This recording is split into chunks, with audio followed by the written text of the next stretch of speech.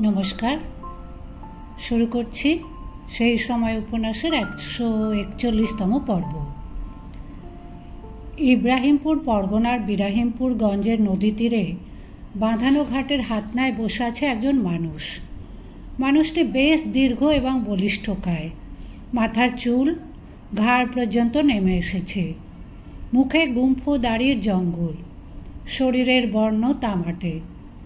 লোকটির পরনে একটি ধুতি লুঙ্গির মতন ফেরতা দিয়ে বাঁধা, কোমর থেকে ঊর্ধ্বাঙ্গ নিরাবরণ। শীতের প্রাতঃকাল, বাতাসে বেশ শিরশিরে ভাব, কিন্তু লোকটির সেদিকে কোনো হুঁশই নেই। সে এক দৃষ্টে চেয়ে বসে আছে জলের দিকে। লোকটিকে দেখলে কোনো সন্ন্যাসী বা দরবেশ বলে বোধ হয়, কিন্তু অপরের দৃষ্টি আকৃষ্ট করার জন্য তার কোনো প্রয়াস নেই। সে স্থানুপত ওই একই জায়গায় বসে আছে দীর্ঘ সময় ধরে, চক্ষু জলের দিকে নিবদ্ধ, যেন সে পাঠ করতে চায় নদীর তরঙ্গের ভাষা। বিরাহিমপুরের গঞ্জ এক সময় ছিল প্রাণ চাঞ্চল্যে ভরপুর। প্রতি শনি ও মঙ্গলবারে আশপাশের 20-50খানা গ্রাম থেকে মানুষজন আসতো এখানে সওদা করতে, কিন্তু বছর 5 ধরে সেই গঞ্জ ভেঙে গেছে। হাটখোলায় কতগুলি চালা এখনও টিকে আছে, কিন্তু মানুষজন আর আসে না। নদীর পাড় ভাঙলে অনেক সময় গঞ্জ বাজার স্থান বদল করে, কিন্তু এখানে নদী বেশ শান্ত। তবু অন্য গ্রামের লোক পারতপক্ষে বিরাহিমপুরে এখন পা দিতে চায় না, ভয় পায়। ঘাটে কিছু কিছু নারী পুরুষ স্নান করতে আসে। নদীর পাড়ের মানুষের তো নদীকে বাদ দিয়ে জীবন চলে না, তবু স্নানের চেয়ে বিশৃঙ্খলাপে আর বেশি সময় কাটায় না কেউ আগের মতন।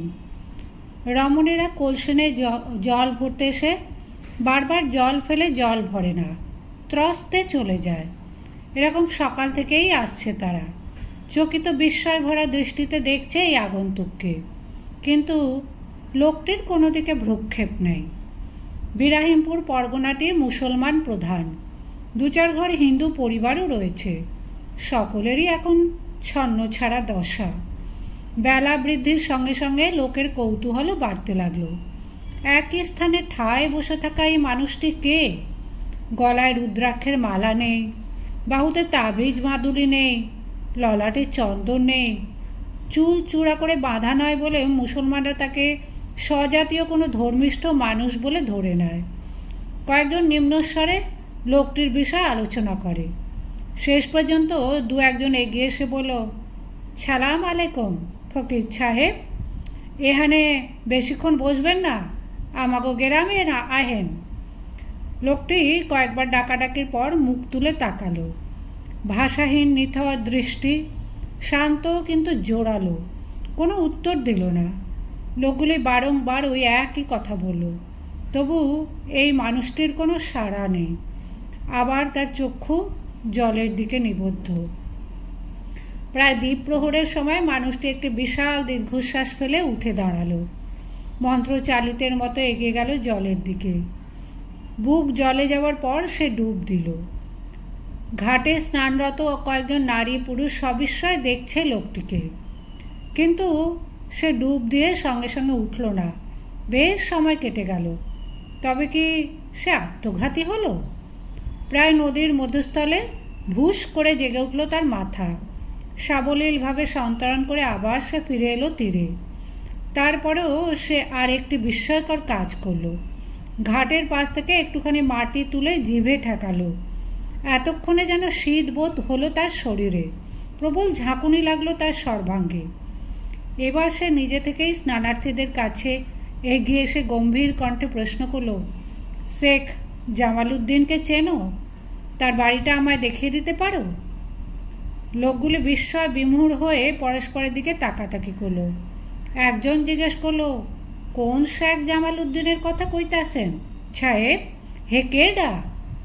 আগন্তুক আবার প্রশ্ন করল, শেখ জামালউদ্দিন এ গ্রামে থাকে না? তোমরা তাকে চেনো না? চিনবে না কেন, সবাই চেনে, কিন্তু শেখ জামালউদ্দিন এমনই একজন অকিঞ্চিতকর মানুষ যে তার সম্পর্কে বিদেশ থেকে আসা কোনো ব্যক্তি শুদ্ধ ভাষায় খোঁজ করবে এ কথা বিশ্বাসই হয় না। শেখ জামাল উদ্দিনের মতন লোকেদের নিজের পরিবারের বাইরে কোনো মূল্যই নেই। তবে কি এতদিন পর জামাল উদ্দিনের নসিব বদলালো? আল্লাহ তালার কাছ থেকে কোনো ফেরেশতা এসেছেন তার সৌভাগ্যের দ্বার খুলে দেবার জন্য? তখন সকলে সেই আগন্তুককে নিয়ে চলল গ্রামের দিকে। খবর ছুটে গেল আরও দ্রুত। নদী তীরের এক রহস্যময় পুরুষ এসেছে জামাল উদ্দিনের সন্ধানে। গ্রামের ঘর বাড়ি থেকে অনেকে বাইরে বেরিয়ে পড়ল ওই লোকটিকে দেখবার জন্য। বলবান নগ্ন গাত্র পুরুষটি সিক্ত বসনে হেঁটে চলেছেন, চারিদিকে দেখছেন মুখ ঘুরিয়ে ঘুরিয়ে। গ্রামের অনেকগুলি বাড়ি ভাঙা, অনেক গৃহ পরিত্যক্ত, কেমন যেন একটা শ্রীহীন ছন্দহীন ভাব। গরুগুলি এত কৃষকায় যে ওদের দেখলেই ওদের মনিবদের অবস্থা টের পাওয়া যায়। জামাল উদ্দিন শেখ নিজের বাড়ির উঠোনে বসে নারকোল ছোবড়া দিয়ে দড়ি পাকাচ্ছিল। বাইরে মনুষ্যকণ্ঠের গোলযোগ শুনেই সে সব কিছু ফেলে দৌড়ে গোয়াল ঘরের পেছনে লুকোলো। লোকেরা তাকে ডাকতে লাগলো, জামাল, এ জামাইল্লা, বাড়ায় আয়, দেখ আইসা। কয়েকজন হুড়মুড় করে ঢুকে গেল ভেতরে। এদিক ওদিক খুঁজে গোয়ালঘর থেকে টেনে নিয়ে এলো জামালকে। সে তখন ভয়ে শালিক পাখির মতন থরথর করে কাঁপছে। জামাল উদ্দিনের বয়স 25-26-এর বেশি নয়। অতিশয় শীর্ণ চেহারা, বক্ষের পাঁজরা কখানা পরিষ্কার গোনা যায়, পরনে একটি নেংটি। সবচেয়ে বেশি দৈন্যের ছায়া তার তৈলাক্ত মুখখানিতে মাখানো। সে বোধহয় জীবনে কখনো কারোর সামনে, এমনকি নিজের সন্তানের সামনে একটিও অহংকারের বাক্য উচ্চারণ করতে পারেনি। আগন্তুকটি জামাল উদ্দিনকে দেখে যেন অত্যন্ত নিরাশ হলো। সবিস্ময় বলল, তুমি? তোমার নাম জামাল উদ্দিন শেখ? জামাল উদ্দিন হাত জোড় করে বলল, আজ্ঞা হুজুর, মুই জামাল উদ্দিন শেখ সাহেব গো, হুকুম কখনো অমান্য করি নাই। আগন্তুক আবার বলল, তুমি সত্যিই জামাল উদ্দিন? তোমার টানে আমি এসেছি। জামাল উদ্দিন বলল, আমার কিছু গোস্তাকি হইলে মাফ করবেন হুজুর। তোমার বিবিকে ফিরে পেয়েছ? সবাই আবার তাজ্জব। বাইরের জগৎ থেকে একজন মানুষ এসে জামাল উদ্দিনের পত্নীর কথা বলছে। ইনি জামাল উদ্দিনের পত্নীকে ফিরিয়ে দেবেন? ইনি কি জাদুকর? জামাল উদ্দিন বিড়বিড় করে বলল, আমার বিবিরে ফিরা পামু কেমনে? তোমার বউ হানিফা বিবিকে ওরা ধরে নিয়ে গেছিল? আজ্ঞা না হুজুর, আমার বিবির নাম ফতিমা। গত সনে ইন্তেকাল হইয়া গেছে তার, 3টা পোলাপানারে থইয়া। ফতিমা? তবে কি আমি নাম ভুলে গেছি? আমার যতদূর মনে পড়ে জামাল উদ্দিন শেখ, তার অন্যরকম চেহারা। তার বিবির নাম হানিফা।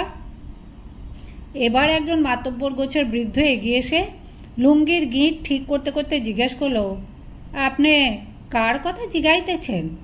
জামাল উদ্দিনের বিবির কথায় আপনার কাম কি? আগন্তুক কিছুক্ষণ মাটির দিকে নীরবে চেয়ে রইল, তার ললাট কুঞ্চিত।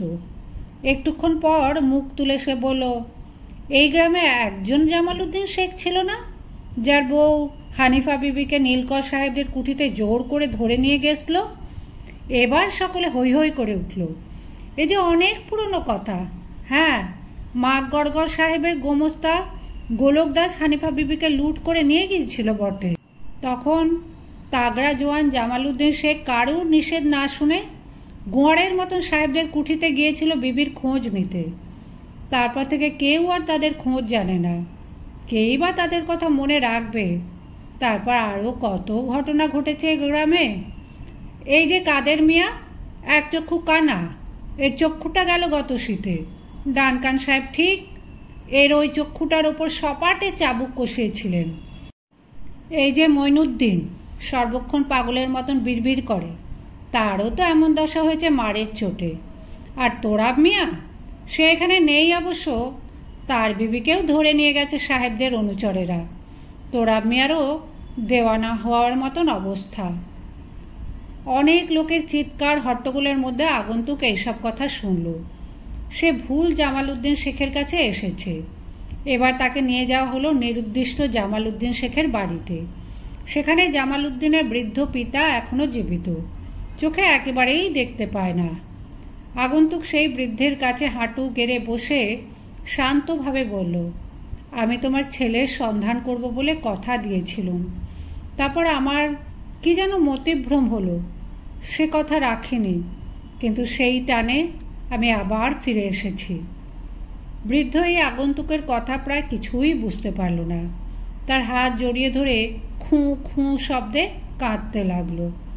কিছুক্ষণ পর সে বাড়ি থেকে বেরিয়ে এসে আগন্তুক এদিক ওদিক চাইতে লাগলো অস্থিরভাবে, যেন তার পরবর্তী কর্মটি কি হবে তা সে ঠিক করতে পারছে না।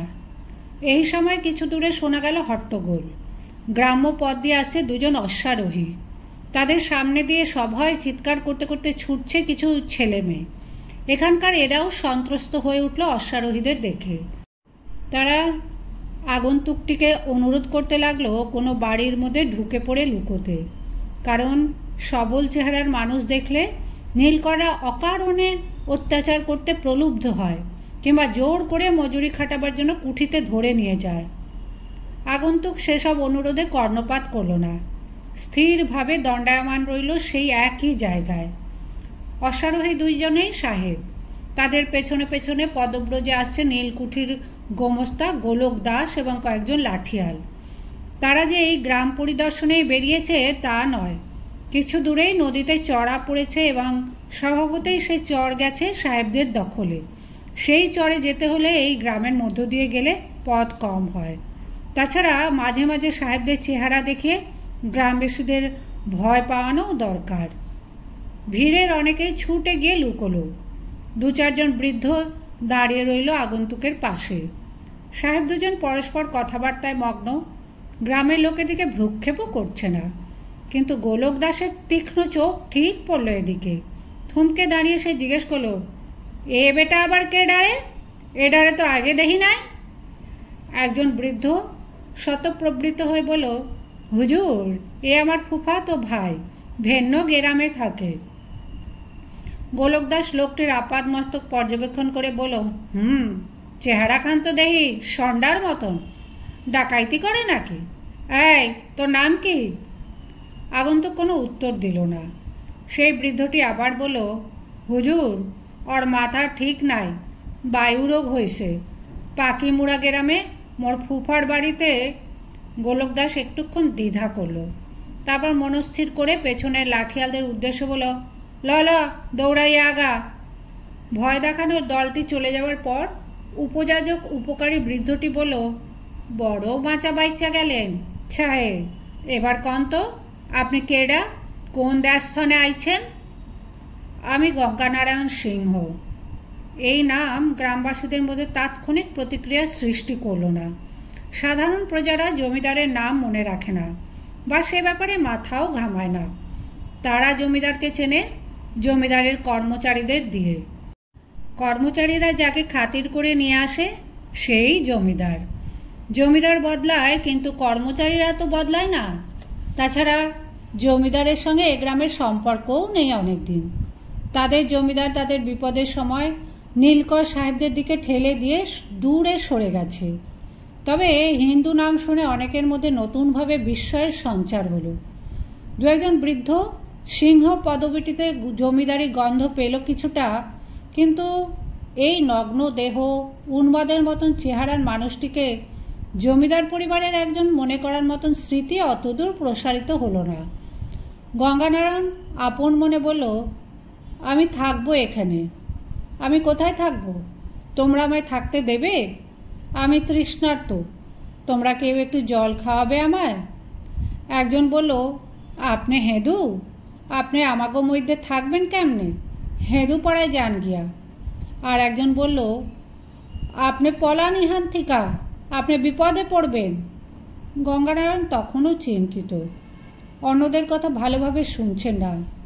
ললাট কুঞ্চিত করে বলল, এখানে আমাদের কে যেন থাকতো, কি যেন নাম? ও ভুজঙ্গ, সে আছে এখনো? অনেকেই ভুজঙ্গকে চেনে। বছর 5 আগে জমিদারি আমলে সেই তো আসতো খাজনা আদায় করতে। তারা হৈ হৈ করে উঠল, হ্যাঁ আছে, ভুজঙ্গ নায়েব এখনও আছে কুঠি বাড়িতে। এবার গ্রামবাসীরা গঙ্গানারায়ণকে নিয়ে চলল কুঠি বাড়ির দিকে। কুঠি বাড়িটি গ্রামের এক প্রান্তে। এক সময় এখানে বেশ কয়েকজন কর্মচারী ছিল। জমিদাররা মহাল পরিদর্শনে এলে এখানে দু একদিন অবস্থান করতেন। এখন জমিদারি কাজকর্ম এই অঞ্চলে কিছুই নেই। কুঠি বাড়িটি টিকে আছে কোনো ক্রমে। বেতনভোগ কর্মচারীর সংখ্যা 4 জনে দাঁড়িয়েছে। তাদের মধ্যে 2 জন কুঠি ছেড়ে নিজ গ্রামেই বসবাস করছে। ভুজঙ্গ নায়েব অবশ্য কুঠি বাড়িতেই মৌরসি পাটটা গেড়ে আছে। তাই তার ধারণা জমিদাররা এই অঞ্চলে আর কোনো দিন আসবে না। কুঠি সংলগ্ন বিষয় সম্পত্তি তারই ভোগে লাগবে। নীলকররাও এদিকে সমস্ত জমি কুক্ষিগত করলেও জমিদারি কুঠিতে হস্তক্ষেপ করেনি।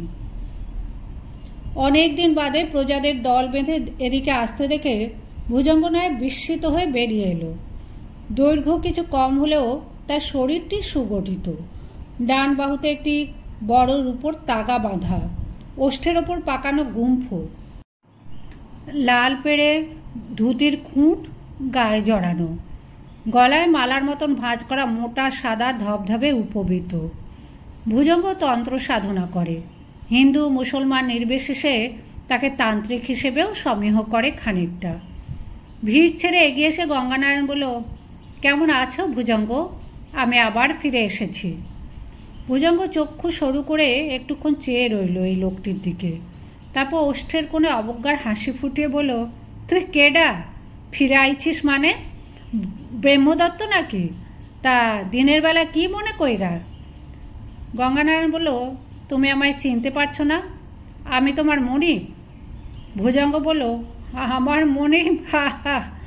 দিনের বেলায় এক ব্রহ্মদত্তে আইসা কয় কি না আমার মনিব? প্রজাদের দিকে ফিরে এসে ধমক দিয়ে বলল, বেটারা কোন পাগলা ছাগলারে ধইরা আইনছস? হ্যাঁ, খেলা পাইছস? গঙ্গানারায়ণ এক পা এগিয়ে এসে বলল, ভুজঙ্গ, তোমার মনে নেই আমি গঙ্গানারায়ণ সিংহ?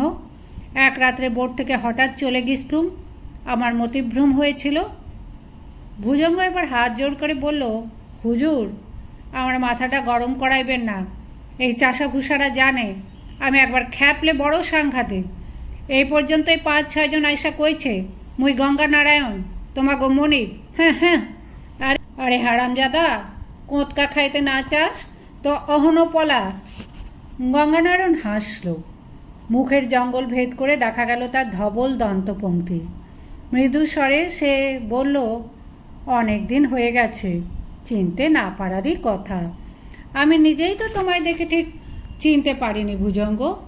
তোমার চুলে পাক ধরেছে, কুঠি বাড়ির পাশে এমন জঙ্গলও আগে দেখিনি। একটা কামরা সাফসুতরো করো, আমি এখন এখানে থাকবো। থাকবে? এটা কি তোমার বাপের জমিদারি? আমার বাপের জমিদারি বটে, আমার না হোক আমার বাপের তো নিশ্চয়। আমি রামকমল সিংহের পুত্র গঙ্গানারায়ণ। তুমি যদি রামকমল সিংহের ছেলে হও তাহলে আমি নবাব সিরাজদৌল্লার নাতি। যত সব। গঙ্গানারায়ণ সিংহে ময়রা ভূত হইয়া গেছে কবে, তেনার ছেড়াদ্দ শান্তি পর্যন্ত হইয়া গেছে। আমি মরে যাইনি ভুজঙ্গ, সন্ন্যাসী হয়ে গেছিলাম। কেন মিছে সময়ের অপচয় করছো? এ যে দেহি জাল প্রতাপ চাঁদের মামলা। তুমি যদি গঙ্গানারায়ণ হও তাহলে এখানে কেন? কলকাতায় যাও, সিংহ পরিবারের সঙ্গে মামলা মকদ্দমা লড়ো, সেখানে গিয়া নিজেদের জমিদারির হিস্সা বুঝাল। আমি কি করুম? মামলা মকদ্দমা লড়বার দরকার হবে না। আমার মা বেঁচে আছেন আশা করি, তাকে খবর পাঠাতে হবে একটা। ভুজঙ্গ আরও কিছুক্ষণ ধরে প্রতিরোধ করবার চেষ্টা করল। শেষ পর্যন্ত বিরক্ত হয়ে গঙ্গানারায়ণ বলল, একজন পরামানিক ডেকে আনতে। প্রজারা এতক্ষণ গোল হয়ে ঘিরে দাঁড়িয়ে এই নাট্যকৌতুক উপভোগ করছিল। তাদের নিস্তরঙ্গ জীবনে এমন আমোদ সহসা আসে না। তারাই কয়েকজন ছুটে গিয়ে হিন্দু পাড়া থেকে ধরে আনলো একজন পরামানিক। কুঠির সামনে একটি বকুল গাছের নিচে মাটিতেই জোড়াসন করে বসল গঙ্গানারায়ণ। পরামানিকের কাঁচিতে তার 5 বৎসরের বর্ধিত কেশ, গুম্ফ ও শ্বশ্রু খসে পড়ল। সঙ্গে সঙ্গে জয়ধ্বনি দিয়ে উঠল প্রজারা। এই চেহারা আর কোনো ক্রমেই চিনতে ভুল হবার কথা নয়। এই গঙ্গানারায়ণকে তারা শুধু যে আগে দেখেছে তা নয়, ভূতপূর্ব জমিদার রামকমল সিংহের সঙ্গেও এর মুখের যথেষ্ট আদল আছে। ভুজঙ্গ নায়েবেরও আর বাক্যস্ফূর্তি হলো না। গঙ্গানারায়ণ উঠে দাঁড়াতেই সে হাত জোড় করে হাঁটু গেড়ে বসে পড়ল তার সামনেই। নিতান্ত ব্রাহ্মণ বলেই সে জমিদারের পদধূলি গ্রহণ করল না। এই গঙ্গানারায়ণকে দেখে সকলে নির্ভুলভাবে চিনতে পারলেও আগেকার গঙ্গানারায়ণের সঙ্গে অমিলও অনেক। সেই লাজুক, অন্তর্মুখী, নমনীয় শরীরে যুবকটি আর নেই। এখন সে মানুষের চোখের দিকে স্পষ্টভাবে তাকাতে পারে। তার কণ্ঠস্বর গভীর ও ভরাট। তার নীরবতার মধ্যেও অস্থিরতার চিহ্ন মাত্র নেই। ধীর পায়ে হেঁটে সে এগিয়ে গেল কুঠিবাড়ির দিকে।